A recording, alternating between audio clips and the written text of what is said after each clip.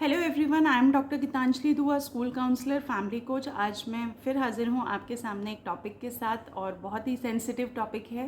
Triple H होती है housewife. अब आपको क्यूरियोसिटी हो रही होगी कि ट्रिपल एच से क्या मतलब है।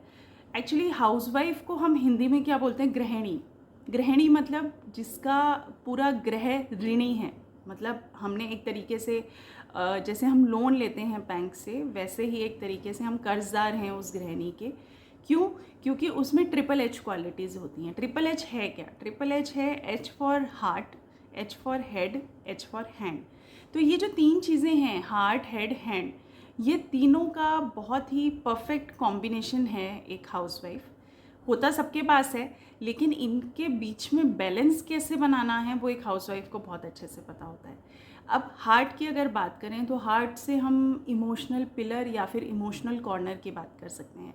यानी कि अगर फैमिली में किसी बच्चे को कोई प्रॉब्लम है और उसकी जो मदर है, जो हाउसवाइफ है, वो कहीं ना कहीं अपनी मदर को ढूंढता है अपनी प्रॉब्लम शेयर करने के लिए। मोस्ट ऑफ द टाइम्स ऐसा ही होता है कि बच्चे को इमोशनल कनेक्ट के लिए अपनी मदर ही नज़र आती है, जिसके साथ वो अपनी बातें साझा कर सकता है या फिर अपनी बातें शेयर कर सकता है या फिर उसको जो भी प्रॉब्लम है वो उनके साथ शेयर कर सकता है। तो ये जो एक हाउसवाइफ का हार्ट वाला कॉर्नर है, इस तरीके से काम करता है।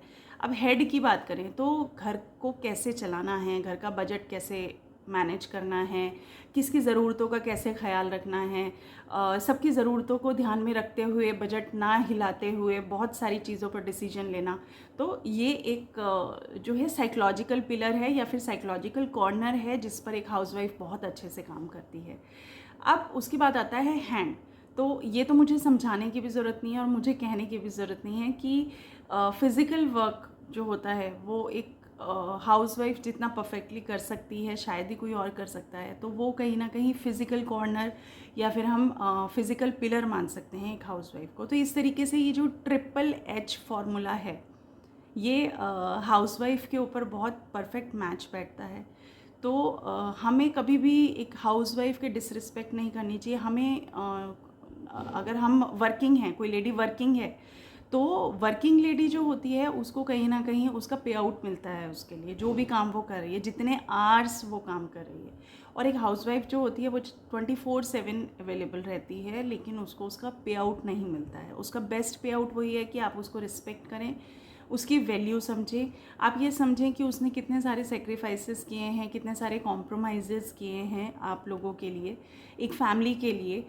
तो आपको वो समझने की ज़रूरत है। आई थिंक कि एक वर्किंग वूमेन से ज़्यादा रिस्पेक्ट एक हाउसवाइफ डिज़र्व करती है, क्योंकि जहाँ एक वर्किंग वूमेन को, मान लीजिए घर में कोई फाइट हुई, कुछ हुआ, तो वर्किंग वूमेन घर से बाहर जाकर अपनी फ्रेंड्स के साथ मिलकर, अपने कलीग्स से मिलकर बात कर सकती है, अपना मन हल्का कर सकती है, खुद को बाहर के कामों में लगा के बिज़ी कर सकती है, कुछ भी कर सकती है। लेकिन एक हाउसवाइफ जिसको एनी हाउ उस फाइट के बाद उस टाइम पे घर में ही रहना है किसी भी XYZ रीज़न की वजह से, तो वो क्या करेगी उस सिचुएशन में?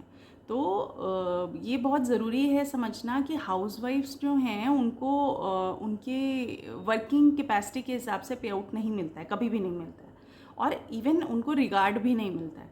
तो रिस्पेक्ट एवरी हाउसवाइफ। और सोसाइटी में इस चीज़ के लिए अवेयरनेस होना बहुत ज़रूरी है कि जो एक हाउसवाइफ होती है वो किस तरीके से घर के पिलर का काम करती है। तो जो ट्रिपल एच वाला फॉर्मूला है, इसको हमेशा याद रखिए कि एक हाउसवाइफ अपने हार्ट से, अपने हैंड से, अपने हेड से किस तरीके से अपने फैमिली को सपोर्ट करती है। तो emotional support, psychological support end of course physical support आपको पूरा एक हाउसवाइफ प्रोवाइड करती है। तो ऑलवेज़ रिस्पेक्ट अ हाउसवाइफ। हमेशा रिगार्ड शो कीजिए, ग्रैटिट्यूड शो कीजिए, क्योंकि शायद कई ऐसी जगह थी जहाँ पर उन्होंने कॉम्प्रोमाइज़ेस किए हैं, सेक्रीफाइसेस किए हैं अपनी फैमिली के लिए। तो आज के लिए इतना ही, मिलते हैं नेक्स्ट वीडियो के साथ।